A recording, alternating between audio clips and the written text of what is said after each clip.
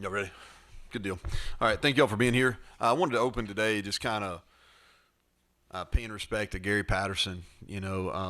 Really one of the legends in the coaching community. He's been been a great mentor to me, especially early in my head coaching career. And I think he's just been great for the profession and done a lot of work with American Football Coaches Association. He served in a lot of different capacities to really help the game of football and help the coaching profession. And so just wanted to lead with that. Talking about our game with Iowa State, I wanted to say this, and I think I said this after the game, but I wanted to make sure I reiterated it. I thought, it wasn't a sellout by any means on Saturday, and there was a lot of excuses why not to come to the game. Our record wasn't great, weather was bad, whatever. But we had 45,000 that showed up, and what a tremendous atmosphere at the end of that game. It was extremely loud. Go back and watch some of the TV copy, you can hear it. I don't know how long that Let's Go Mountaineer cheer went, but it went for a really long time. And it was really difficult even to hear on our headsets during that last sequence of plays while we were on defense. And so credit to the people that came. Appreciate everyone that showed up. If you didn't, you missed out on what I thought was a great college football game. We were fortunate to come out ahead, but it was a physical game by two teams that competed really, really hard. And we were fortunate enough to win. I thought our guys made enough plays throughout the game. Really proud of their resiliency. Just quick recap of all three phases. Special teams is we had to continue to be creative with our kickoff. We've been struggling there kicking the ball, but we got dinged for one that got up around 35, 40-yard line, but then we used some specialty kicks and were able to control it. And our coverage unit, credit to that, because sometimes those specialty kicks are hard to cover. I thought Tyler Sumter continues to punt the ball well. We've covered it well. The punt return by Esdale was big. We've steadily gotten better on that unit. And then Casey Legg making the field goal. He's been really consistent, maybe as consistent as anybody on our team. Defensively, too many big plays. I think that's the negative aspect of it. One blown assignment on a long pass play, and then a misalignment on the run play. But other than that, and really we didn't have probably a great call in the second explosive run. But other than that, if you take those out, which you can't, you can't take them out. But if you take those out, I thought we did a really good job defensively managing Breece Hall. We knew going in the game we weren't going to stop him. He's too good a player, but I thought we managed him. And I think what it came down to, when they gave us opportunity, when he put the ball out in the goal line, we were able to create that takeaway, and the ball was on the ground. And so that was huge. And then our third downs, and third and medium and third and long, we were able to get them off the field. And that was one of the really big initiatives going into it. Offensively, we were productive on first down, which gave us a lot of opportunities, third and short and third and medium, which we were able to convert, maintain drives, and then our ability to score touchdowns in the red zone. And something that's probably maybe not talked about as much, and something probably sticks out more to me because Oklahoma State's as good as anybody in our league at it, is we played really good complementary football. And so going back to that first quarter, Breece Hall hits the big run, offensively match it, right? They score again, offense matches it again. And so really good complementary football, the best that we've done so far this year without a doubt. We always give awards out when we win.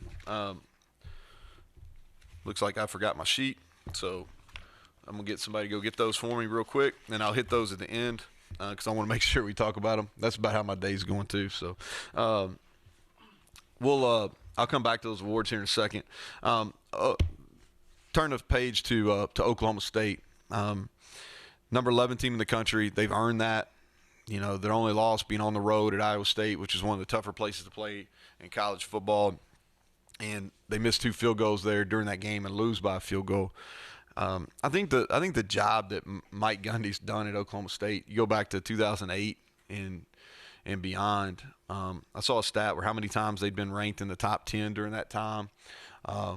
and just a tremendous job. And he stood the test of time, and credit to him and his staff. Several of those guys have been with him for a long time. So credit to his staff for the longevity that they've been able to hold that up. Kind of just who they are quickly is special teams wise. They've always had good specialists. If you look back through Gundy's tenure there, they've always had really good specialists. This year is no different. They've got an Australian punter that's difficult to play against because he sprays the ball all over the field, mixes up field boundary. And so we've got our hands full there. Kickoff return, they've already returned one for a touchdown this year. That's obviously we've had some issues in that area as well. And then consistent. Outside of one game, they've been consistent making their field goals. Offensively, they want to run the football, and I think it starts with Warren. The offensive line, I think, is really improved from a year ago, and Jaylen Warren runs as physical as anybody in our league, and we've got this. The Big 12 right now is blessed with a number of super talented running backs. Thanks, Coleman. And here's another one.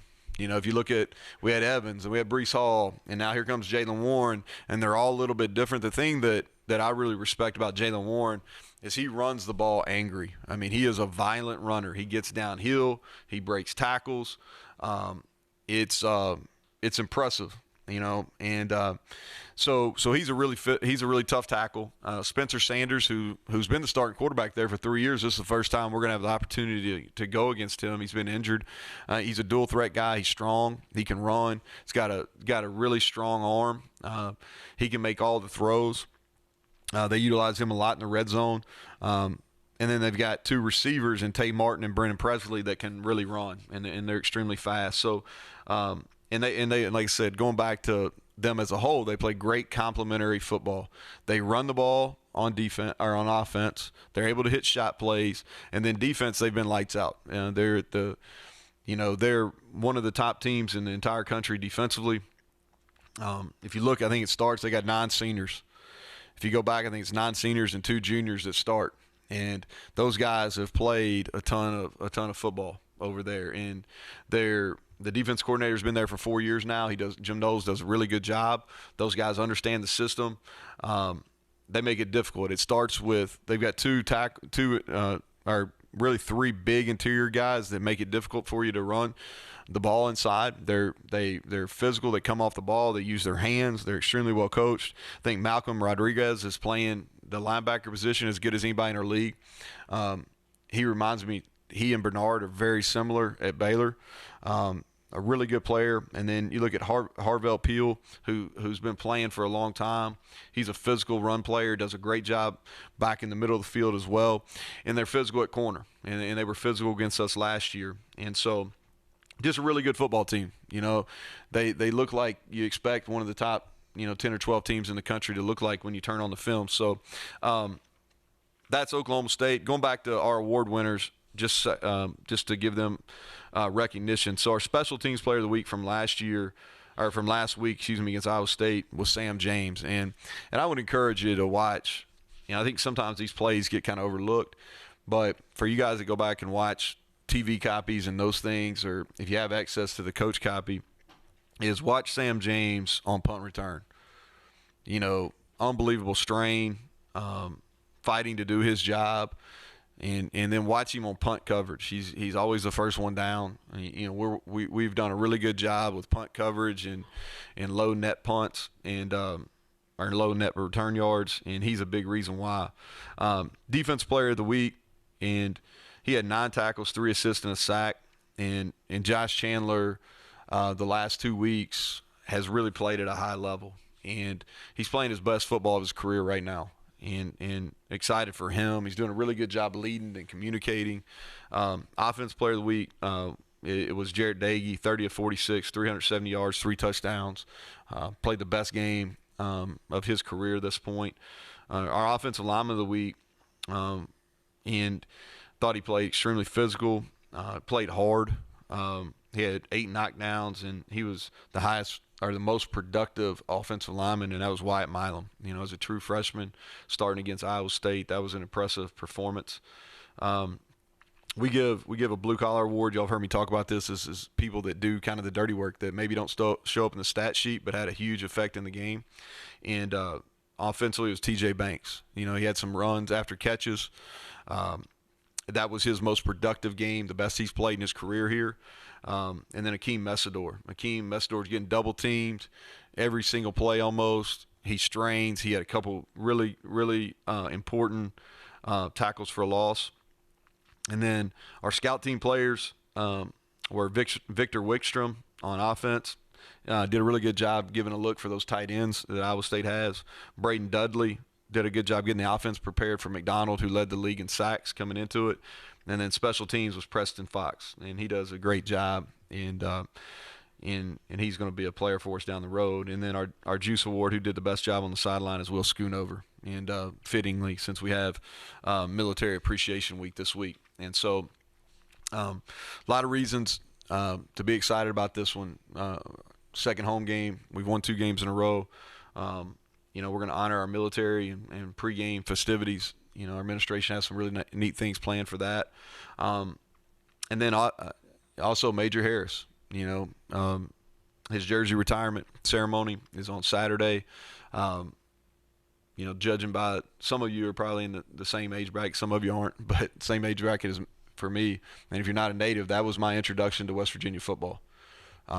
Is being a young fan watching Major Harris, because at the time he was so unique, and so really enjoyed getting to spend some time with him. And what a great honor, you know, great honor for one of West Virginia's all-time you know, greatest players. And so that's going to be fun.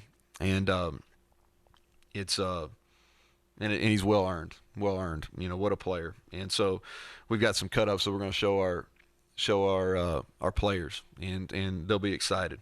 And so the hope is that we'll have a big crowd. You know, we need them. This is a team that's had our number a little bit, and so we're looking forward to getting out there and competing. So with that, I'll take questions.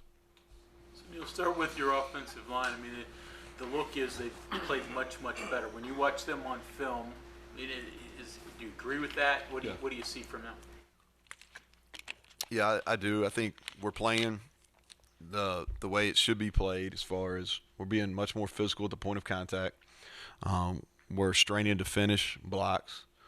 I think that we cleaned some things up schematically during the bye week from a protection standpoint, where we've been able to help our tackles. That's been a benefit. And then run game wise, we're doing a better job with the details. You know, consistently. You know, Greg, we had some times early in the year where we did our footwork correctly, or we had our hands in the correct spots, or we had our eyes where they should be, but we didn't do it consistently. Now we're doing it at a much higher percentage the right way, and that's helped. But they're playing better. And the good thing about that group is if you look at it, sophomore, junior, you know, sophomore, junior, and then freshman. So there's a lot of football left to be played with that group. Most aggressive defense you're going to face this year? You know, there's a lot of really good defenses in our league right now. You know, that's one of the things, anytime I do anything nationally, they always ask about, has the perception switched, you know, from the Big 12? And it really has been 3 years in the making. I thought last year we had a really good group of defenses. This year's no exception. They are aggressive. You know, they take some risk. You know, how they play their front is similar to how we play, John. I mean, as far as they're different in the back end than we are, but how they play their front is very similar. They're just bigger. We're smaller and probably a little quicker. They're bigger, and they're a lot older than we are, you know, at some spots. But they're aggressive. They'll get physical on the secondary and play close to you. They're just really good. You know, I mean, I could sit here and talk about a lot of different things. They're really good on defense. They make it hard on you. Speaking of linemen, you've mentioned a little bit, but the guy sort of gets lost at times is committer. Mm-hmm. So talk about, again, sort of the progress for James. Yeah, you know, he kind of got thrown in the action there in 19. You know, didn't even go through spring practice. He was a defensive lineman here. You know, ended up starting, I think, 9 or 10 games there. Some up and down, you know, kind of learned as he went. Last year, he he got sick, so missed some time, and then was a rotator, and then really starting back in fall camp. He came to fall camp and he played different. His demeanor was different, and he's played at a really consistent level for us. He's been physical. His technique's a lot better. I'm really proud of how he's prepared week in and week out, physically and mentally. You mentioned Banks, blue collar guy. How is he blocking? How was his blocking? Yeah, John, that was the best he's played. It really was. And he's had 2 great weeks in a row from a practice standpoint. And Michael Laughlin's going to miss. He's going to miss the remainder of the season. So he's out with a lower body injury, and he won't return. Troy Fortune will miss the rest of the regular season as well. So just some injury updates. Both of those lower body injuries. And so I think TJ sees an opportunity. His approach is much more mature than when he had to play early when Mike was out with the other injury. But he did. He's always played really hard. The effort piece has never been an issue. It's been technique issues and the ability to concentrate and focus for extended period of time. So Saturday was the first time he combined high effort, which he always does, with really good concentration and technique. It's probably fair to say that you all couldn't have run very successfully for an extended period of time without O'Loughlin early, right? What, say again now? Without O'Loughlin, probably fair to say you would have had a hard time running the ball if you missed a bunch of games in a row, right? O'Loughlin? Yeah. Yeah. So, all right. So going into it, if you would have asked me back in Maryland game in that early, I would absolutely said yes. Based on how TJ played last week, I'd probably disagree now. Feel better, right? I feel a lot better. Yes, absolutely. So between TJ and the line, but it also looked like some of the things you did with formations and using receivers too, that kind of compensated. What other ways can you're not going to give it away, I know that, but can you scheme and design where you don't have a tight end, you can still get big and you can still run block with deception motion formation? Yeah. So Treylin Davis is a guy that's a true freshman. We'd like to redshirt. I think he's played in 1 or 2 games thus far. He's got a couple things. He's not ready to go play every game or every play, Mike, but there's some things he does really well because he's a super physical kid. And the things that he did in high school that he's got a ton of reps on, that it's real simple on who he's blocking and he feels confident with. We can get some reps out of him. Charles Finley played the most he's ever played in his career, and did a really nice job. He's gotten bigger. I think if he'll do the right things and make good decisions on and off the field and those type of things, he's got the talent that we want for that position. He's got to gain some weight. He's put on about 15 pounds from a year ago, but we'll continue to use him. He'll be the second tight end in the game, and then you use different formations. I mean, you're onto it. We'll have a plan for this week. Don't necessarily want to talk about it right here, but you do. You have to present some unique formations and some motions and things like that to create an edge where where you're thin at that position at tight end. After the last game, you spoke quite highly of what Mike Joseph has done and his strength staff. Would you talk a little more about how they approach it and how they help him not only on the field but as people? Well, I think you start with Mike, and just a tremendous person, somebody that really has a heart for the state of West Virginia, has a heart for this football program, and he has a heart for each of these guys individually. And I don't think it's here's what speaks to me. All right, obviously my first year was here in 2019, right? Every former player that comes through here, that's the first stop they make. And I don't know if I can give a better example of who Mike Joseph is. I think Bruce Irvin's come to this game. He texted me the other day, and within that was one of the first people he asked about. And it's like Noel Devine was back. First stop was down there, and so I just think that I hope that paints a picture of kind of who he is. I always ask, when we do some peer surveys and I'm asking, getting thoughts from players, one of the things I always ask them is, like, who's one of the most selfless people in the building? And Mike Joseph always the highest. He's always the highest vote getter. You know what I mean? And it could be it's an open-ended question. And he's always the highest vote getter. So I hope that paints a picture of kind of who he is. And then he's really well regarded in the strength and conditioning field. I think he's got a perfect mix of science and toughness. Kind of new school, old school. I think he's got that Fairmont toughness, but he's also understands the science piece, like what they're doing over at Rockefeller. I'm constantly telling him, like, hey man, like, I'm from Kentucky, let's like back down some. I'm more of an English guy, all right. I'm not a math science guy. We're gonna have to lower this for me right here, right? So I think he's got a really good approach with kind of the old school strength conditioning with the new school approach as far as performance is concerned. Cornerback without Nick Troy. I mean, you faced that this past week, but any other mixing and matching that you can do there? Secondary, we're just thin. It kind of is what it is. Jackie Matthews. Really, what we've done is we've gone to a rotation where Scotty Young rotates in at spear and back at both safety spots, and then Jackie rotates at spear in the third corner. And then Daryl and Charles started the game there, and then Ruffin is our fourth guy there. And what we're trying to do is, with the fourth safety spot, is rotating those young guys and kind of on and off. Like Caleb Coleman was on last week. Okay, St. McLeod will probably be on this week, and so we got between Davis Mallinger, St. McLeod, Caleb Coleman, we got three guys there that we would like to redshirt them because they're not ready yet. But they're subbing and playing on a couple special teams and being the fourth safety.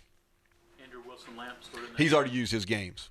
Okay. Yeah, he's used his games. Yeah. You mentioned kickoffs, and obviously subbing in some different things. For your deep kickoffs, what's your goal? What's acceptable? I mean, obviously kicking in the end zone, but where do you need to get it to? Your hang time.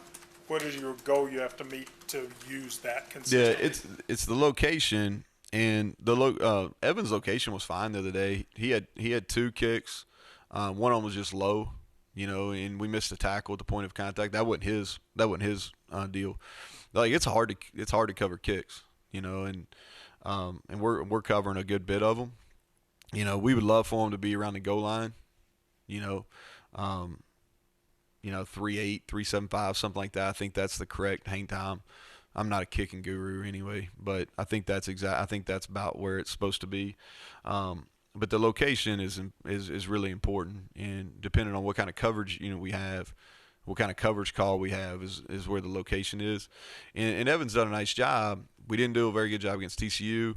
One was a little short the other day, and combined with that, we missed a tackle. So that's just a feel thing then. Yeah, we're just that we're gonna jump to the. Yeah, we'd love to kick every one of them out. That'd be the easiest. And he's done that. He's done that throughout his career, just not the last two games. But we have confidence in him.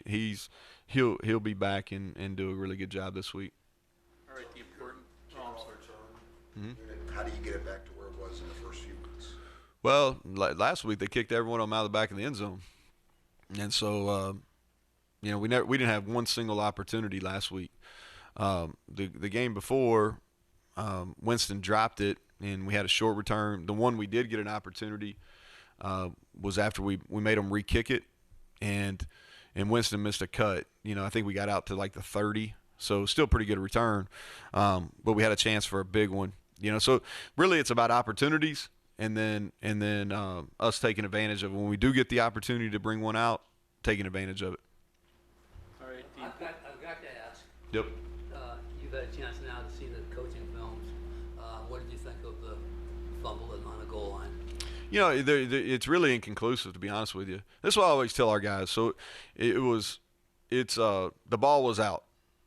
You know what I mean? Like, it was a fumble. Now, when did it? I have no idea. You can't even tell. You can't tell. And there's a couple really difficult calls in that game, for us and against us on some of them that are really bang bang. And so I couldn't tell on the coach's copy. I watched TV copy. I couldn't tell. And so the ball was out. That's all I know. You know what I mean? Like, how do you prevent that? You got to hold on to it, and that's what we told our offensive players. You know, it was first. I think it was first in at the 2. You know, we talked to our running backs about not reaching the ball out. You know, you only reach it out on 4th and goal or a 2-point play. Important question. Uniform combination. You've won twice in old school. Yes. Major Harris coming back. Do you ride the old school or? I don't know. Do you care, Greg? Yeah. Do you? All right. Yeah, I don't know. I'll tell you, like, I'll be honest with you. Coleman's laughing because he's constantly been bugging me for 2 days. And, like, that is literally, like, one of my least favorite things to deal with is uniforms. Because it's like I got people like Greg, all right, that they are die hard. This is what they want to wear. For Gale's in there too, all right. They are die hard. They want to wear these uniforms, and then I got the whole locker room and everybody that's potential player, all right, more Carides kind of style, right, all right. So, and then so we got these two, and like whatever I do, I'm wrong with half of them, right? So I don't know. We haven't made a decision yet, Greg. It's one of those things that you ever heard in leadership where they say sometimes it's better just not make a decision. Maybe somebody else makes it for you. That's kind of what I try to do on uniforms. After the game, you said that kind of like the back and forth, the Peacock about having a different player for the second half and having answers. I was wondering if you flip that around. Are you guys better at that offensively? Like, do you think you can anticipate what they're going to do and you can work around their counters, and maybe that's why you're effective in the second half now too? You know, I think each opponent's different, Mike. Like we made a concerted effort to do some things differently in the second half, but that was in our preparation, and so we went into it with. Now that doesn't mean if things didn't go very well, we wouldn't have gone into some of the second half bag of things that we wanted to do, but we really within our approach of how we went about the game plan, we said, hey, there are certain aspects that we've got to hold, all right, so they can't make adjustments, because one of the beauties of the way they play defense is their alignments, all right, are where they're going to be for the most part except when they blitz. And so they do a really good job because they don't have to worry about getting lined up. They always have edges, because the 3 down front, so they always have, either they're – I don't know exactly what they call it. We would call it a will and a nickel. They always have these edges on the defense, so it really doesn't matter if you motion or you shift or trade tight ends or anything. That really doesn't change them much. So they're not having to worry about alignment as much as some other defenses. So what they do is they do a really good job of playing plays. And with them, you might get a good play once. It may, if you execute it really, really well, the second time you may get it, but you're not going to get it the third time. And so what we did is we went into the game saying, okay, hey, here's our plays. All right, after we hit them once, maybe we present them a different way, try to get 2, but then they're done. We're not bringing them back. And then we had a whole other set of plays, Mike, that we said, all right, these are second half plays. So maybe we'll get 1, maybe 2 out of those in the second half. So we have a kind of a new approach from a formation and a scheme standpoint for them in the second half. How do you feel about Thanks, the play? Coach. Hey, you're good. You can finish up. How do you feel about the play your defensive line, especially the last couple? Yeah, you know what? I think Andrew Jackson, deserves a lot of credit. He's we're playing a lot of guys up there. And Dante, and I don't pay as much attention to the stat sheets as maybe some people, but he has played his best football over the last month. He really has. And sometimes that shows at D-line on the stat sheet with TFLs and sacks. Sometimes it doesn't. But he's done his job, which has enabled, and Akeem Messidor the same, has enabled our linebackers to play better, our other D linemen to play better. But our fundamentals are much better. Like we're playing different. We're not necessarily just moving all the time. That was kind of our MO for a long time is movement. Well, when you play these huge people like Iowa State, you can't move as much because they just kind of swallow you up.